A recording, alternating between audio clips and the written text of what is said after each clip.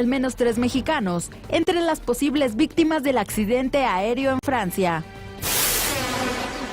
Gobierno federal anuncia inversión de 550 millones de pesos para impulsar el desarrollo en 3 estados del sureste mexicano. A partir de este esquema, jóvenes chiapanecos, guerrerenses y oaxaqueños recibirán una beca para capacitarse dentro de una empresa. Esto significa tendrán la oportunidad de recibir un ingreso mientras se preparan y se capacitan para obtener un mejor empleo y sobre todo mejor remunerado. Gobierno del Distrito Federal solicita asegurar bienes de la empresa Gas Express Nieto. Inflación anual se mantiene por debajo del 3% en la primera quincena de marzo. Boko Haram secuestra a 500 niños y mujeres en Nigeria. ¿Qué tal? Muy buenos días, bienvenidos a la mesa del primer café en este miércoles 25 de marzo. Muchísimas gracias por acompañarnos como todas las mañanas. Raimundo Rivera Palacio, Francisco Abundes, ¿cómo están? ¿Cómo están?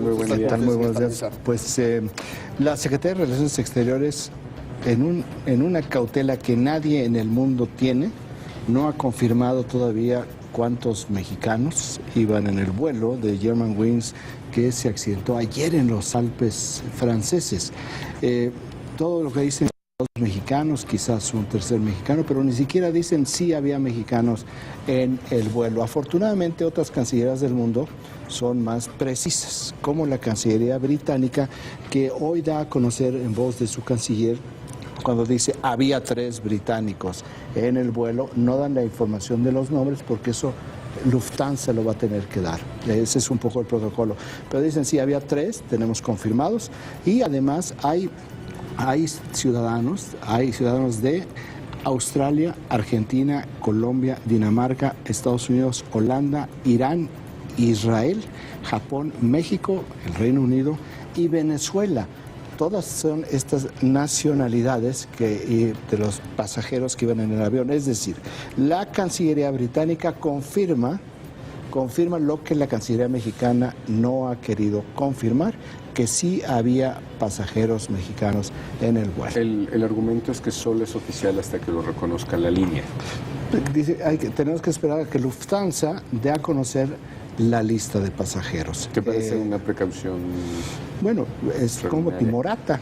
Timorata, más tarde, si es que no nos cancelan la entrevista, hablaremos con la directora de Mexicanos en el Exterior, que esperemos ya que todas las cancillerías del mundo están confirmando la presencia de sus víctimas nacionales, que nos diga el número, que no nos dé, si quiere, los nombres, hasta que Lufthansa dé a conocer, pero yo creo que caminar en el terreno de los indicios, cuando todo el mundo está diciendo esto, cuando las familias de las personas dicen, es que estamos seguros que estaba ahí, porque la dejaron, como el caso de esta profesora de yoga, Daniela Young, la dejaron en la sala de abordar, entró, sus amigos que la dejaron regresaron cuando escucharon lo del accidente al aeropuerto, no la encontraron, le dieron 3 horas buscándola, no la encontraron, su familia se comunicó durante todo el día de ayer a su teléfono, no hay respuesta. Bueno, es un poco timorata esta posición de un exceso de no entiendo, no es un asunto de prudencia. Es decir, bueno, está de acuerdo con los primeros registros, había tantos mexicanos que se apuntaron ahí para el vuelo. ¿Y no habrá un protocolo? Digo, sería bueno preguntárselo a la embajadora. El protocolo es, la línea aérea da la relación de nombres.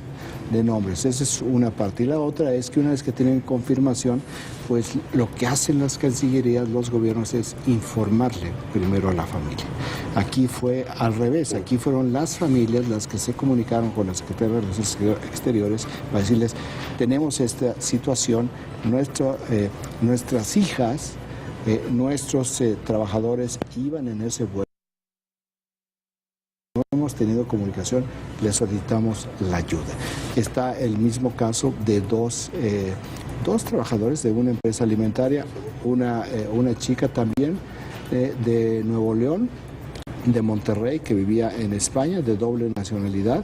Sus padres fueron de los que se acercaron también a la Cancillería mexicana para decirles, tenemos esta situación, y la empresa dio a conocer anoche un comunicado lamentando la muerte de sus 2 trabajadores, esta chica y otro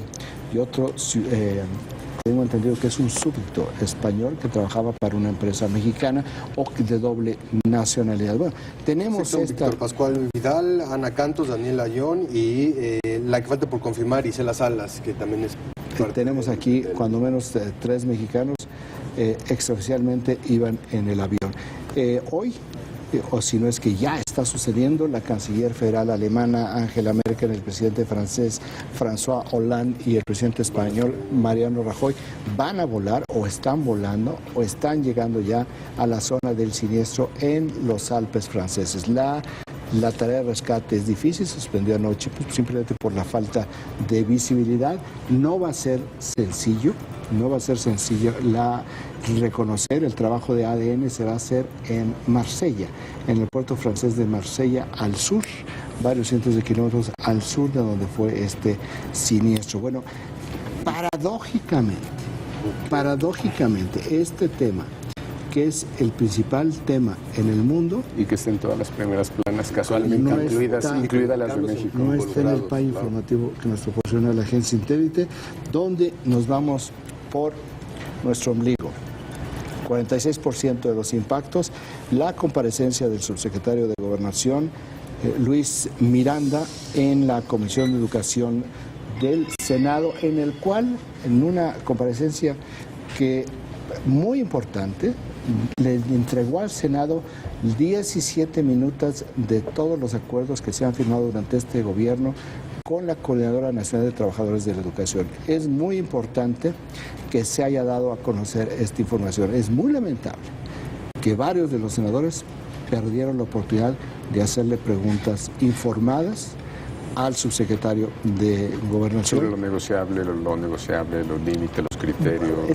Es que de las minutas ni siquiera pudieron entender, no sé si porque no leyeron o simplemente porque no entienden absolutamente nada las preguntas adecuadas. Le hicieron varias preguntas relacionadas con con cuánto dinero le dio el gobierno federal de manera directa y cuántas plazas regularizó, y él dijo ninguna. Mintió el subsecretario, no, estaban las minutas. Las plazas se realizaron mediante un asunto triangular.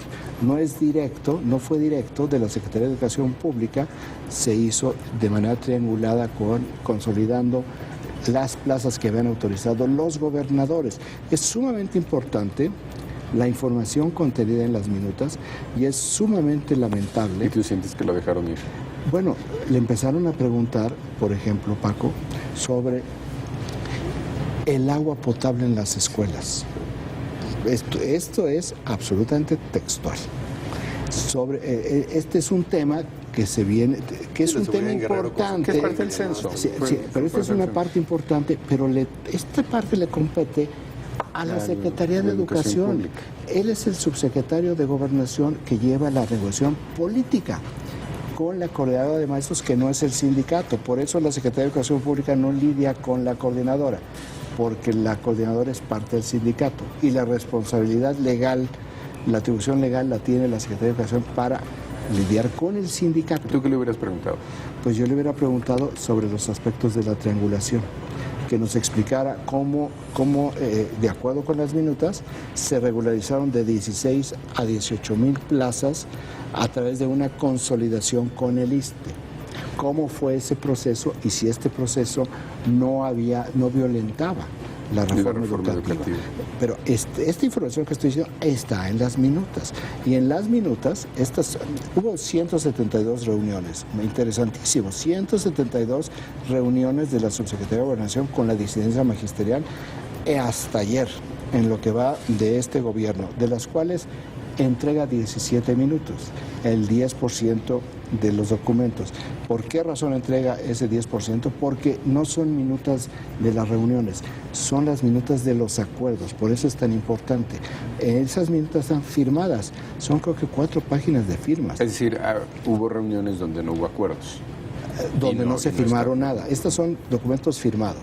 Son estas minutas donde dicen, pues nos vamos a reunir, ¿cuál es la agenda del día? Pues traemos esta agenda, perfecto. Lo discutimos posteriormente. Y estas son, ¿cuáles son los acuerdos? Acordamos vamos a regular... que no nos pusimos de acuerdo y nos vemos en 2 semanas. Exactamente. ¿No? A ver, vamos a regularizar 6,000 plazas en Oaxaca. Bueno, a ver, está firmado también por los representantes de la Secretaría de Hacienda, de la Secretaría de Educación y todos los líderes de la coordinadora. Pues ahí, que es donde se arregla, donde se acomodan, donde se establece el compromiso, no se lo preguntaron. Por ejemplo, lo que desató la violencia hace una semana, cuando dijeron, es que nos engañó. La Secretaría de Gobernación nos dijo que venía y no vino. Pues ahí está, en la minuta. Sí estaba firmado un acuerdo de regulación de plazas que no se cumplió. Ahí están en las minutas. Las minutas, por cierto, las colocó en internet, los puede usted consultar y puede usted ver toda esta información. Lo hizo el presidente de la Comisión de Educación del Senado, Juan Carlos Romero Hicks. Ahí están las minutas, es información pública, no hay ninguna objeción de la Secretaría de Gobernación. Si queremos nosotros transparencia, ahí está. Este es un gran ejemplo de transparencia donde 2 poderes, el Ejecutivo y el Legislativo, dicen, aquí está, revísenla, y eso es lo que hizo el subsecretario, revísenla, platicamos y le preguntan sobre el agua potable. Y ponerlas contra la reforma educativa. O sea, ¿qué de todo eso iría contra el espíritu de la reforma educativa? Entonces, malas preguntas producen respuestas de baja calidad, teniendo ahí a la persona que podía haber respondido con altísima información, con altísimo contenido. Bueno, no lo hicieron, es una oportunidad totalmente desperdiciada. Por eso yo lamento mucho. Va, dan la cara y no les hacen las preguntas que nos podían haber aclarado muchas otras cosas. Bueno, una vez más, lugares comunes, 28% los impactos. El presidente Peña Nieto ayer anuncia... Perdón, nada más tienes 46, sí la noticia, no porque tenga que opacar otra, pero estamos hablando de un periodo de año y medio de protestas y... No, es muy importante. No cuestiono. Sí. Lo que digo es, tenemos un país informativo de cuatro temas donde eso me parece importante. No es que no me parezcan importantes los temas, es que el otro tema el otro que tiene que ver directamente con la sociedad, con la gente, que es lo que sucede con los medios del mundo y no aparece, que es el avionazo. 28% de los impactos, el anuncio de un programa de capacitación, ¿no? Y desarrollo, que es lo que propone el presidente Peña Nieto para los estados de Chiapas, Guerrero y Oaxaca, en el sur del país, con un programa de becas fundamentalmente para el empleo, para reducir la informalidad. En estos 3 estados, la informalidad va de 78.6% a 79.5%. Para dar una idea, esto es 16% más que la media nacional. Es decir, el problema de la informalidad en el sur del país es tan grande que esto se mide, o se puede decir que son 8 de cada 10 trabajan en la informalidad, es decir, no tienen ningún beneficio que les proporciona la ley. Parte de la idea de desarrollar estos polos económicos en estas zonas, el presidente no tiene que ver mucho con el programa este programa se monta en este programa de desarrollo, que se monta al mismo tiempo a por dónde van a ir las rutas de los ductos para conectar con gasoductos el sur del país. Tampoco son nuevas cosas, es sobre el mismo espacio, viene inyectándose todavía mayores posibilidades de desarrollo. Es un anuncio reciclado. Sí. En realidad esto ya se había dicho y esto lo pones en términos de empleo. Lo que va a ser inversión en infraestructura es cuál es su encadenamiento con empleo. Tuché. Fabuloso. 16% de los impactos. El INEGI da a conocer la inflación. Curiosamente, pese a todo el impacto del huevo, la inflación se redujo 0.7%. ¿O es porque no ha impactado todavía? 7%, probable. Será más bien para el siguiente indicador de inflación. Aunque dice el INEGI, 0.18% de inflación durante la primera quincena de marzo. Quincena de marzo contra el 0.25 que estimaban. Esto tiene que ver con gasolina, huevo y jitomate. Por eso se dio este impacto, que sigue siendo bajo. La tasa anualizada es de 2.97% contra 3.89% el mismo periodo el año pasado. Perdona, hay un dato que creo que no hemos dado respecto al huevo. Somos el más o de los países de mayor consumo per cápita de huevo. Sí. Sí, te los corroboro. Pero somos el más. No te creemos. Bueno, es que me sorprende. A lo que voy es que no tengo claro si creo, estoy casi seguro que somos per cápita el mayor consumidor de huevo. Pero se los debo. Digo, nada más para poner... Junto con los índices del colesterol. Exacto, sí. 10% de los impactos, los padres de los normalistas desaparecidos de Ayotzinapa van a hablar esta semana, cuando muy tarde, mañana, con el Instituto Nacional Electoral, y le van a pedir la cancelación de las elecciones en Guerrero. Esta ha sido una demanda que no la habían planteado hasta el año pasado, cuando voceros de la Normal de Ayotzinapa, vinculados a los maestros disidentes, plantearon esto como un ingrediente central de la demanda. No es dónde están nuestros hijos, sino no queremos elecciones, bajo el criterio de que todo va a ser igual. Entonces, si todo va a ser igual, pues no hay nada más igual que lo que no cambie. Este es el PAI informativo que nos proporciona nada más la agencia. En términos de columnas, mencionar que la mayor parte de lo que se escribió el día de hoy tiene que ver con elecciones, con pronósticos electorales, alrededor del 11%, los maestros y la CETEC 8.5%, y lo que venía pues fue primer tema prácticamente toda la semana pasada, que es Aristegui, ya está en 7% y a la baja. Qué tristeza. Pues parece que, sería bueno darle seguimiento cuánto se sigue hablando del tema. Por la manera como se ha empaquetado el tema, un tema que nos ha llevado a una discusión muy interesante, desaprovechado también por los protagonistas. Pues es lo que tiene el día de hoy el PAI de la agencia Intélite. Ya no nos da tiempo de los periódicos internacionales, pero prácticamente también destacar que las portadas tienen fotografías, imágenes conmovedoras con respecto al accidente del día de ayer de este avión de Germanwings. Por otra parte, confirmo, Paco, México es el país de mayor consumo per cápita, 22 kilos por persona anualmente el tema de huevo en México. ¿Y el colesterol cómo está? Sí, ese sí ya te lo dejo. Vamos a corte, regresamos con más a la mesa del primer café.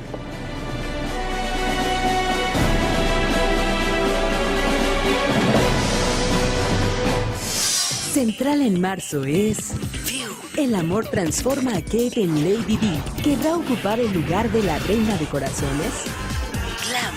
Zona Mago, la feria de arte contemporáneo más esperada del año. Trend. En nuestro tercer aniversario, te presentamos el recuento de los protagonistas de Central. No olvides descargar nuestra app para iPad y iPod. Revista Central. Cómprala ya. En Proyecto 40, seguimos rompiendo esquemas. Se debe a que rompió clásicamente las reglas tradicionales de la televisión mexicana. Es atreverse, y Proyecto 40 se atrevió. Es poder visitar los lugares más peligrosos, más escondidos. Es utilizar la inteligencia para lograr cosas en la vida. Proyecto 40, una televisión audaz. Central en marzo es Kate Middleton, víctima del fantasma de Lady Di. Glam. La Selva Lacandona llega a Reforma en una exposición fotográfica. No olvides descargar nuestra app para iPad y iPod. Revista Central. Cómprala ya. Ir al cine es todo un viacrucis. Largas filas para adquirir tus boletos. Mucha espera para comprar las palomitas. Nunca falta el niño que llora. ¿Quién habla por celular? O quien le pega a tu asiento. El cine se tiene que disfrutar. Hazlo desde la comodidad de tu casa de lunes a viernes a las 15 horas. Cinema 40. Una mirada audaz al séptimo arte. Todo empieza con una locura. Abro los ojos. Me están vigilando. Tengo que salir. Con cada roce de su piel experimento el éxtasis de la vida. ¿Quién soy? ¿Qué he hecho? ¿Por qué estoy aquí? Todo termina al cerrar el libro, pues esta es La Otra Aventura. Una ventana audaz al mundo de la literatura. Martes 22:45 horas. Proyecto 40. demandar al gobierno lo que no hace bien. Dice el jefe de gobierno que él no influye en las candidaturas. Y nosotros decimos con Bejarano que no le creemos. Y reconocer lo que en verdad ayuda al país. La ley anticorrupción sale, y yo te diría, sale bastante bien. Caracteriza la audacia de nuestros expertos. Yo digo que es una magnífica noticia para el país. Leonardo Curcio y María Amparo Casar son las voces que reflejan nuestro sentir como sociedad en Lo tomas o lo dejas. Miércoles 21 a 45 horas.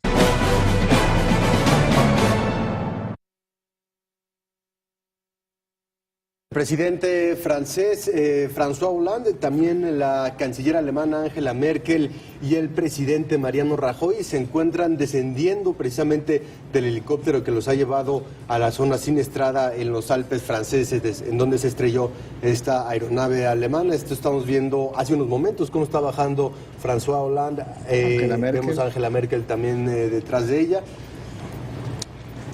Este es un helicóptero de la Fuerza Aérea Francesa, es territorio francés. Ahí está la canciller alemana, el presidente Hollande, en el sitio y con las autoridades del Ministerio del Interior, que es el que lleva la investigación. El gobierno francés, así como el gobierno español, establecieron una unidad de emergencia en sus cancillerías para hablar con los gobiernos y darles información a los gobiernos que están pidiendo datos sobre sus connacionales. Esa es precisamente la imagen en vivo. Comienza ya a salir información con respecto a la conferencia de prensa que dieron hace algunos minutos las autoridades de Lufthansa, en donde no dieron la lista completa de pasajeros, dieron sí las nacionalidades que ya escuchamos al principio. Y por otra parte, hay algo que tiene perplejos tanto a los analistas como a las autoridades con respecto a que no hubo nunca una comunicación, un llamado con los pilotos, a pesar de que descendió una cantidad importante de pies en menos de 8 minutos y técnicamente no se estrelló. 6.700 pies. 6.700 metros, perdón. En 8 14.000 pies en 8 minutos. Una alta velocidad. Los pasajeros sí debieron de haber sentido esta bajada tan rápida, pero la bajaron en línea recta. Correcto. Es decir, como si hubiera habido control. Eso es lo que pinta. Y preocupa el silencio de los pilotos que en un sentido, en comparación con accidentes que ya ocurrieron en ocasiones pasadas, tiene que ver con un tema de presión dentro de la cabina, con un tema de presión dentro del avión, que eso los llevaría, sin darse cuenta, a tener hipoxia, como se le conoce, y a partir de ahí tener una incomunicación con las autoridades. Y esa es una de las tantas posibilidades, como también fallas en el sistema de sensores que ya habían presentado otros aviones y que había estado un día entero parado esta aeronave para reparar tipos de estas cuestiones. Y ante este escenario, más de una docena de aeronaves de esta aerolínea se han negado a volar por parte de pilotos y parte también de personal para empezar, la aerolínea, ¿no? Sí. Canceló ayer 30 vuelos. Canceló ayer 30 y hoy vuelos canceló y hoy esa ruta porque los pilotos no se sentían con el ánimo. Bueno, y precisamente para hablar más de este tema, tenemos en la línea telefónica a Reina Torres. Ella es directora general de protección a mexicanos en el exterior. Reina, ¿cómo está? Muy buenos días. Muchas gracias por tomar la llamada. Bienvenida a la mesa del Primer Café. Buenos días, con todo gusto. ¿Cuál es la información que tienen con respecto a los supuestos pasajeros mexicanos que venían en este vuelo? Ya también las autoridades hoy por la mañana confirmaban que efectivamente, sin dar nombres, sin dar números, pasajeros mexicanos iban a bordo de esta aeronave. ¿Qué información tienen ustedes? ¿Qué actualización nos pueden dar? Y también, ¿qué comunicación han tenido con las familias de estas personas? Pues mira, en un primer momento se hablaba de la posibilidad de que fueran 3 los nacionales mexicanos. El tercer nombre del pasajero que sufrió este trágico accidente nos lo había proporcionado la línea aérea, toda vez que había asistido a la familia para transportarla a España. Resultó que la persona que iba en el avión es de nacionalidad española y que la que es de nacionalidad mexicana es su esposa. Sabemos que, como te comentaba, la aerolínea el día de ayer facilitó a familiares de la esposa para que se transportaran a Barcelona y están ahora con ella acompañándola. Las precisiones nos las hizo saber nuestro consulado en Barcelona, quien entró en contacto pues con la esposa de Carles Milla Mazanas, y nos ha confirmado efectivamente que él es español y ella es mexicana. Esta información nos deja pues 2 víctimas de nacionalidad mexicana, Daniela Ayón Razo y Dora Isela Salas Vázquez. Esta segunda tenía doble nacionalidad, sin embargo sus padres se encuentran aquí en México. y nos han solicitado ayuda. Estamos en contacto con la familia de ambas.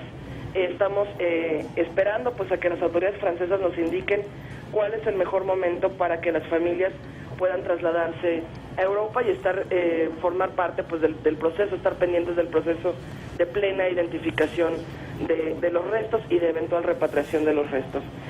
Nuestro personal de protección del Consulado de México en Barcelona está de manera permanente en el centro que se habilitó para atender a las familias de las víctimas, para recabar información que sea de utilidad para los familiares de ambas nacionales mexicanas. Y por otro lado, se instruyó a nuestro cónsul honorario en Barcelonet para que se traslade a la prefectura de Digne, que es la población más cercana a la zona del accidente y donde se está también dando a conocer información pues sobre el proceso de recuperación de restos. Reina, los nombres de Víctor Pascual Vidal y Ana Cantos no son mexicanos. Ayer de alguna forma trascendió a partir de un comunicado de esta empresa que habrían estado en este vuelo. ¿Tienen ustedes alguna información con respecto a esto? Efectivamente, no son de nacionalidad mexicana. Nos han confirmado que ambos son españoles, trabajaban para una empresa que tenía filiales o tenía vínculos con México y sin embargo ambos son de nacionalidad española. Directora, buen día. Le saluda Francisco Abundis. ¿El dato de estos decesos se puede dar ya como oficial o, según entiendo, hay un protocolo que hasta que no lo anuncie la línea aérea, la Cancillería no lo puede corroborar? Efectivamente, existe el protocolo dentro de la Unión Europea. Las mismas autoridades españolas, por ejemplo, o alemanas, cuyos nacionales pues también perdieron la vida en este trágico accidente, nos refieren que según el protocolo de la Unión Europea, quien da la información, la confirmación oficial última es la aerolínea.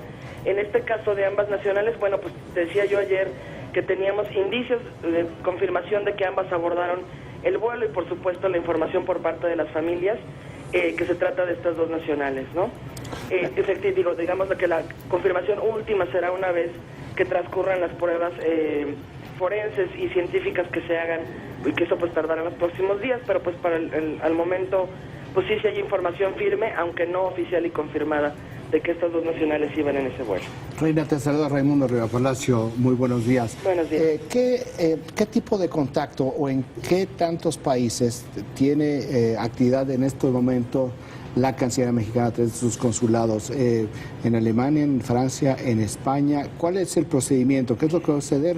Sabemos que todavía están las operaciones de rescate, por lo cual asumimos que que esto va a demorar el trabajo del rescate de cuerpos varios días y que de ahí a dónde van a ser llevados para hacer todos los análisis de ADN.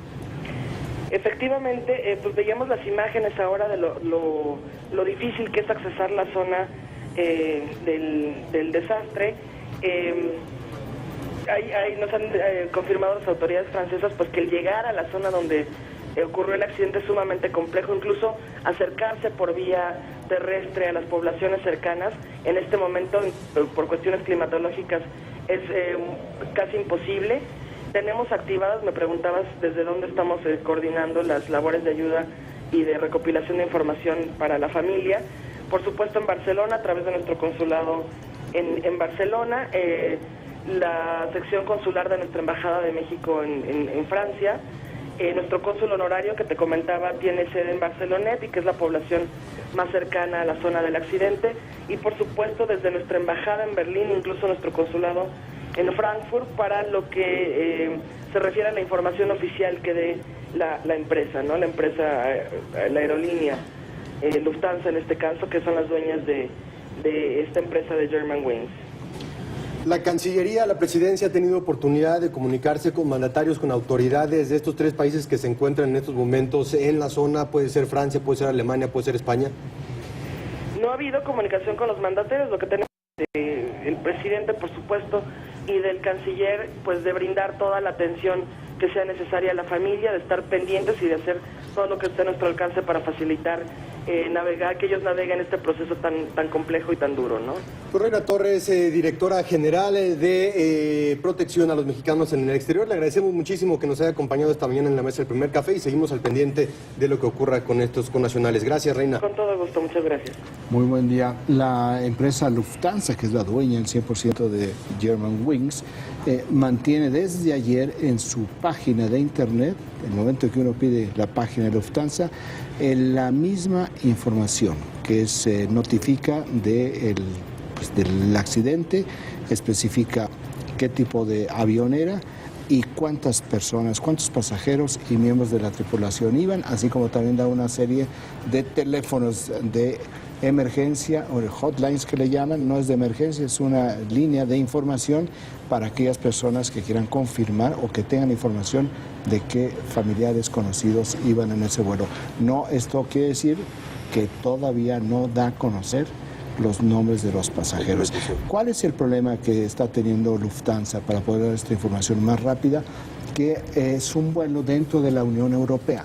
Al ser un avión dentro de la Unión Europea no hay una documentación con pasaporte, es casi el equivalente a un vuelo doméstico. Simplemente se identifican para que coincida el pase a abordar con la persona que está subiendo al avión, pero no hay un registro documental de pasaportes como sucede en los viajes internacionales. Por esa razón, aunque tienen la lista de nombres, están tratando de confirmar, están tratando de verificar que esa persona pues no vaya a ser un sinónimo de alguien en otra ciudad, en otro país, aquí en otro continente, inclusive en el caso de todos los nombres hispanos. Hablaban de apellidos españoles. Claro, entonces hay, decía la prensa española, 45, las autoridades alemanas, francesas están hablando, el Lufthansa está hablando de 35 españoles. O sea, todavía no hay una información concreta, confirmada al 100%, están estas informaciones derivadas de las familias directamente que dicen sí iban ahí nuestros pasajeros. Es muy saludable que ya la Cancillería pues se despabile y empiece a acompañar la información que están dando todas las cancillerías del mundo. Pero esta es la razón por la cual Lufthansa todavía no da los nombres. No es un problema de que estén ahí en una confusión, es un problema de verificación. No va a ser un trabajo rápido. Van a instalarse toda la criminalística forense en Marsella y llevarán los restos. Ahí es donde se van a hacer los análisis forenses. Ahí es donde seguramente van a viajar las familias de todas aquellas personas víctimas en esta tragedia. Perdón, Paco. No, nada más que digo, es interesante que somos la tercera nación más afectada. Alemanes, españoles, mexicanos. Digo, son tres, pero en términos de... No hubo franceses, irónicamente. Porque no era una ruta francesa. Iban a volar sobre Francia, pero va de Barcelona a Düsseldorf. Düsseldorf es un hub interesante. Como Frankfurt para Alemania. Pero de bajo costo, porque inclusive Frankfurt sí es un hub fundamental en Europa. De vuelos transatlánticos, ¿no? Aquí se vuela a Düsseldorf y de Düsseldorf inclusive hay muchas conexiones de vuelos que no son aéreos dentro de Alemania, sino son por tren. Entonces está en la parte baja de Alemania y de ahí se comunica muy fácilmente por tren a muchas ciudades de Alemania. Es un gran hub aéreo que tiene pues Lufthansa en esa parte de Alemania. Y una de las historias de las grandes tragedias también de las muertes tiene que ver con un grupo de niños de 11 años que iban de excursión, estuvieron un año de intercambio en España, iban ya de regreso a su ciudad. Que iban a perder el vuelo. Cercana de Düsseldorf, lo iban a perder, finalmente lo tomaron y esta ha sido inclusive por el diario del New York Times cubierto y tomado ya como una crónica, como la gran tragedia de este avión. Sí, es muy triste lo que está pasando en Alemania con los niños. Los niños siempre tienen un impacto distinto. Vamos con más información. El subsecretario de Gobernación, Luis Enrique Miranda, detalló ante senadores sobre las reuniones que ha tenido con integrantes del magisterio. El subsecretario de Gobernación, Luis Enrique Miranda, se reunió con integrantes de la Comisión de Educación del Senado. Frente a los legisladores, habló sobre la situación de los acuerdos que mantiene con el magisterio. Detalló que desde 2013, en total ha sostenido 170 reuniones con maestros de la CENTE y de otras agrupaciones magisteriales del país. Dejó en claro que los acuerdos a los que han llegado no solamente han sido suscritos por la Secretaría de Gobierno, sino también por algunas autoridades estatales. No es algo unilateral, no es algo que no se consensúe y no es algo que parezca ajena a la realidad entre dos gobiernos o que no hubiese coordinación entre la Secretaría de Educación y la Secretaría de Gobernación. Somos muy claros, el secretario de Educación tiene que ser respetuoso de la institucionalidad de un sindicato y la Secretaría de Gobernación tiene que cuidar la gobernabilidad a través de esos canales que le permite la ley. Sobre los comicios del próximo 7 de junio en Guerrero, el subsecretario aseguró que estos sí se llevarán a cabo. Regresamos con nuestros analistas a la mesa de El Primer Café. Llevamos yo creo como 2 semanas con anuncios de certidumbre. Sea el INE, sea Gobernación. Es decir, este periodo, yo creo que de las 2 semanas previas a estas 2 semanas, ¿no? Donde marchas, bloqueos, cuestionamientos sobre la organización, sobre la capacitación del personal del INE. Y entonces venimos en 2 semanas de dar certidumbre, que creo que es importante. Porque, digamos, decir que sí hay elecciones en Guerrero, por absurdo que parezca, es necesario. Sí, cuando menos se alinearon ya los discursos, ¿verdad? Porque había mucha esquizofrenia, inclusive dentro del propio Instituto Nacional Electoral. En este momento, todas las instituciones están alineadas sobre lo mismo. Sí va a haber elecciones, sí están garantizadas. Ayer lo dijo el gobernador de Oaxaca, se garantiza de que va a haber elecciones en Oaxaca.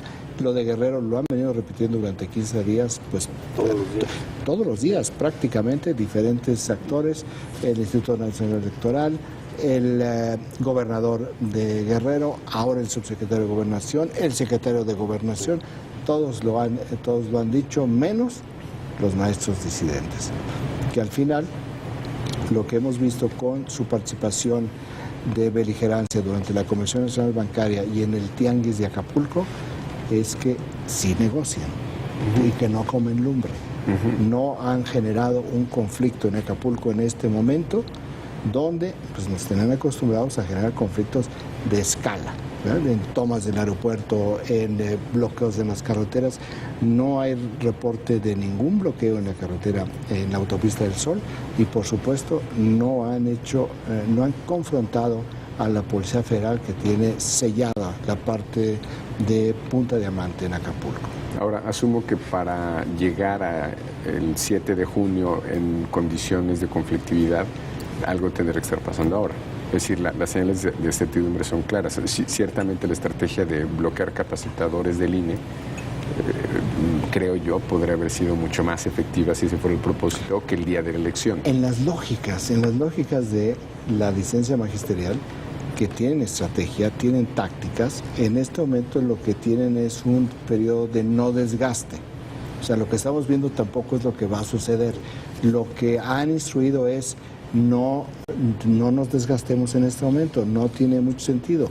Ya viene en mes y medio el 15 de mayo el inicio de la negociación salarial, y ya sabemos que la coordinadora desde hace casi 40 años, cuando llega el 15 de mayo, que es cuando arranca el Día del Maestro, arranca la negociación salarial, llegan con su pliego, que ya lo están platicando, pues llegan con su pliego junto con sus tiendas de campaña, ¿verdad? E instalan, históricamente así ha sucedido en Oaxaca, instalan el plantón que va acompañado con el pliego petitorio, porque esa es la primera fase de su estrategia, que es presión, negociación. En 3 fases es la estrategia histórica de la CENTE, y ahí está. Por eso vivimos un momento de calma, que no significa que así va a estar. Son los momentos en los cuales... ¿Tú dirías que del 15 de mayo al 7 de junio va a ser un periodo clave? Es el periodo clave, y ahí es donde vamos a ver qué es lo que, si están funcionando o si fructifican las negociaciones políticas. que las lleva el subsecretario de Gobernación. ¿Y los rompimientos internos de la disidencia y demás podrían jugar con esta negociación? Yo creo que esa es la gran apuesta.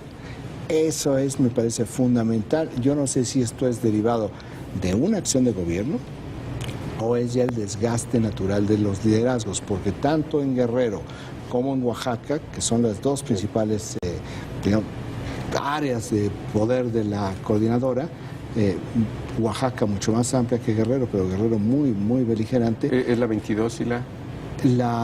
No recuerdo cuál es la CETEG.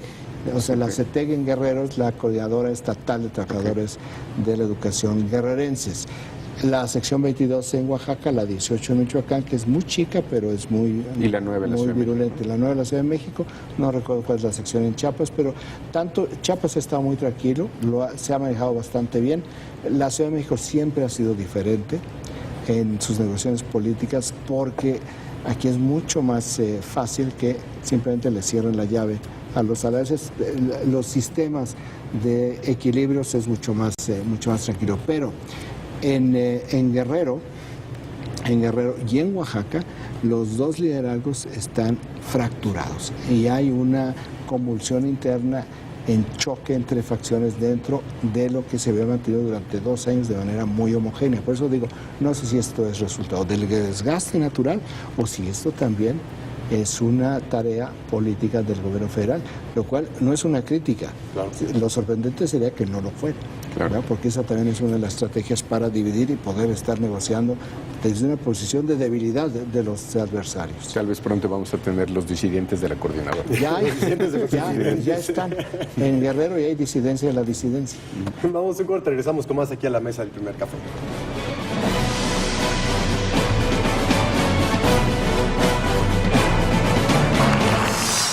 El PRI y el Partido Verde presentaron ante el INE la lista de sus candidatos para la elección federal del próximo 7 de junio que definirá la composición de la Cámara de Diputados. El binomio irá en 250 de los 300 distritos electorales, pero además el Revolucionario Institucional entregó su lista de 50 candidatos que competirán fuera de la coalición y los nombres de los candidatos por el principio de representación proporcional. Su presidente dijo que van por una mayoría contundente. Queremos también mantener una comunicación legal, legítima, con el presidente Enrique Peña Nieto y acompañarlo con la eficacia que se requiere en la segunda parte de su mandato. Qué importante es entonces no solo ganar con la suficiente legalidad, sino imprimirle al triunfo la legitimidad. Sus aliados sostuvieron que los candidatos que han solicitado su registro son los mejores y pidieron que la autoridad aplique la ley sin distinciones. El respeto de la ley, el respeto de la equidad de la contienda es para todos los partidos políticos. Seremos respetuosos, pero al mismo tiempo buscaremos demandar que todos los demás partidos políticos lo hagan. Un planteamiento que la autoridad electoral atajó ofreciendo garantías de imparcialidad. Esta autoridad será absolutamente imparcial y que cumplirá con el mandato de arbitrar las contiendas electorales sin filias ni fobias para garantizar equidad en las contiendas comiciales. El INE tendrá que validar las candidaturas del PRI y de su coalición con el Partido Verde. Las campañas electorales inician en 10 días. Jaime Guerrero. ¿Tú crees que la gente feliz se casa o la gente casada es más feliz? El amor no tiene por qué sostener la vida. Yo no creo en el amor de tu vida, yo creo en los amores de tu vida. El amor maduro tal vez es el que más expectativa genera. Pese a tener opiniones distintas, es una misma virtud la que hace de ellos 4 un medio único para empoderar al ser humano, la audacia. Todos los viernes desarrolla esta virtud en Reporte Ruemer. 5 horas. Proyecto 40. Sabemos que 90 minutos no son suficientes, que este magno momento te gustaría vivirlo por siempre. También sabemos que no importa contra cuántos ni contra quién te enfrentes, porque tú eres mejor. Y porque solo nosotros compartimos tu pasión. Café Deporte Express. Ser audaces es nuestro deporte. Lunes a viernes, 19:45 horas. Proyecto 40. Ir al cine es todo un viacrucis. Largas filas para adquirir tus boletos. Mucha espera para comprar las palomitas. Nunca falta el niño que llora. ¿Quién habla por celular? O quien le pega a tu asiento. El cine se tiene que disfrutar. Hazlo desde la comodidad de tu casa de lunes a viernes a las 15 horas. Cinema 40. Una mirada audaz al séptimo arte. Soy Sabo Romo y salvo vidas. Soy Paula Longoria y salvo vidas. Tú también puedes salvar vidas con la colecta nacional de la Cruz Roja Mexicana. Gracias a la Cruz Roja estoy completo y estoy vivo. Cruz Roja Mexicana. Hablar de galardones no solo es cuestión de cine. Todos los jueves nosotros también premiamos a la actuación más audaz, pero de nuestros Y políticos. les vamos a presentar los nominados al Curul de Oro. Aquí nominaremos a nuestros legisladores haciéndose notar de una forma, ¿cómo decirlo?, muy peculiar. Nunca va a cambiar esto. Desde las cámaras, jueves 23:30 horas. Proyecto 40. ¿Qué es ser criticón? Es hablar por hablar y juzgar sin estar informado. ¿Qué es ser crítico? Es hablar con base en conocimientos y tener la experiencia para juzgar. Aclarado esto, es fácil saber que criticones existen muchos, pero críticos, solo Álvaro Cueva. Sí, es muy cierto. Siendo así, el contenido de la gran pantalla chica será juzgado audazmente por él en alta definición. Así es esto, chéquelo. Sábado 20 horas. Proyecto 40.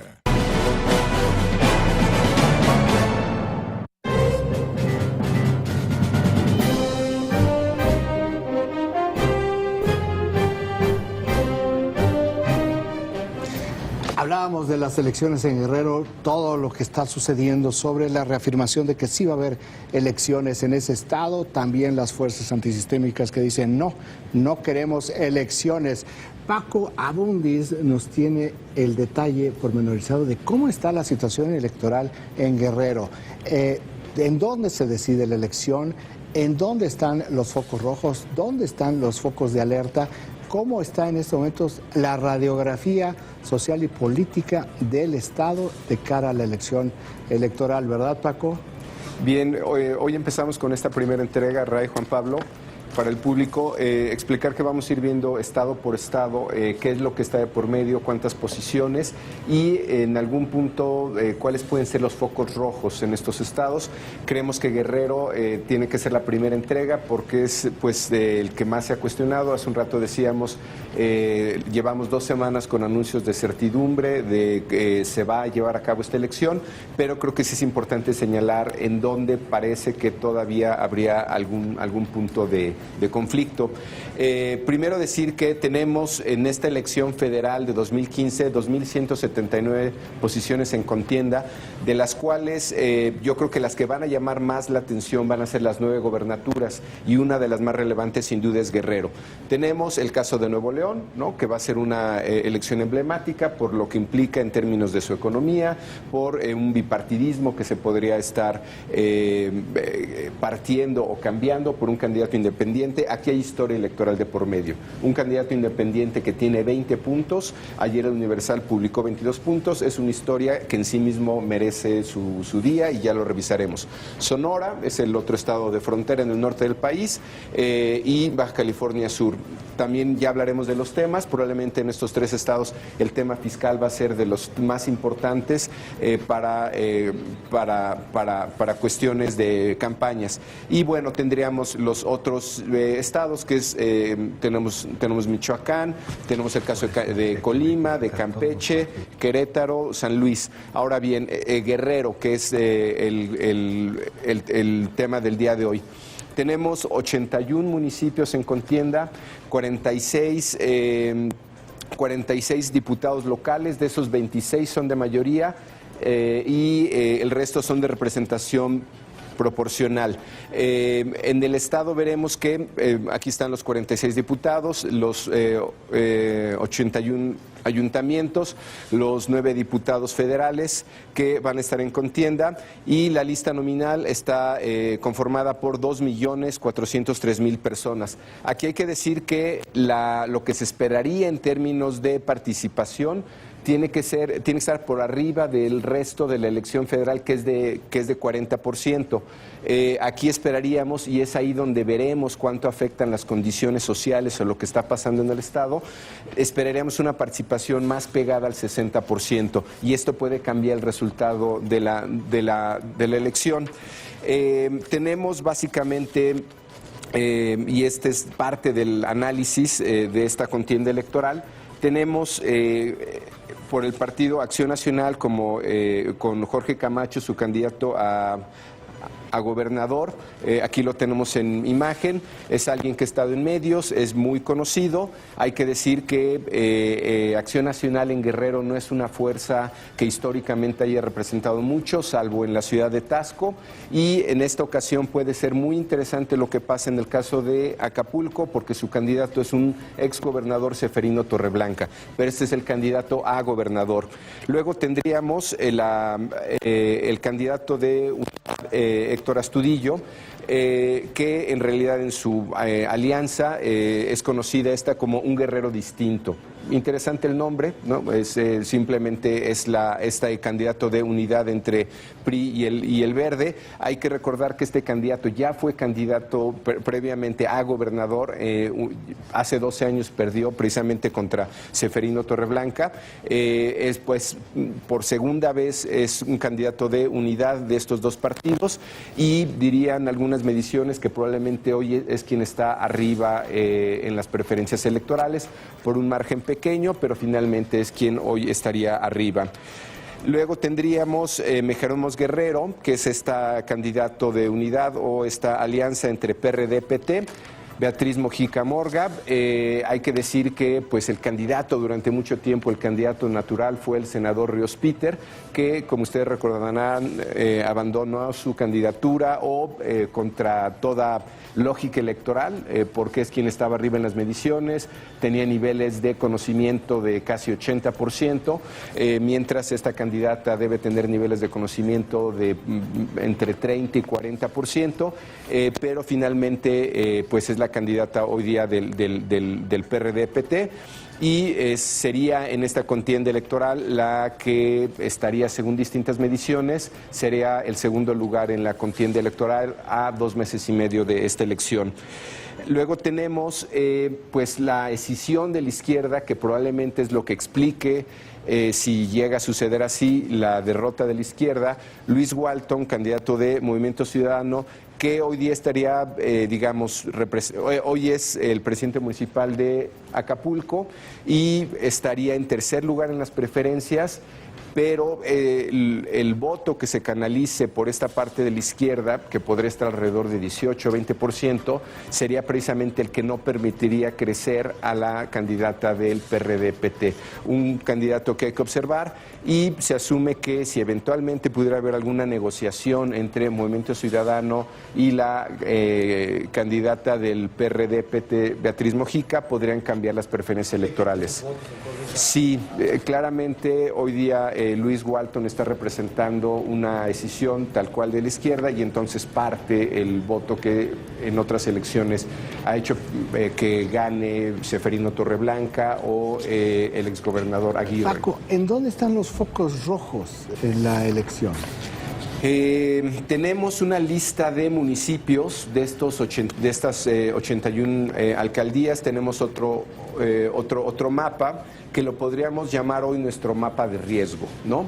Esto es, es un mapa de los municipios de Guerrero, y tenemos en términos de levantamiento de campo, problemas en el 17% del padrón o del electorado que está representado en estos municipios que vamos a señalar. Primero tenemos a Juchitlán del Progreso, que es el que está señalado aquí.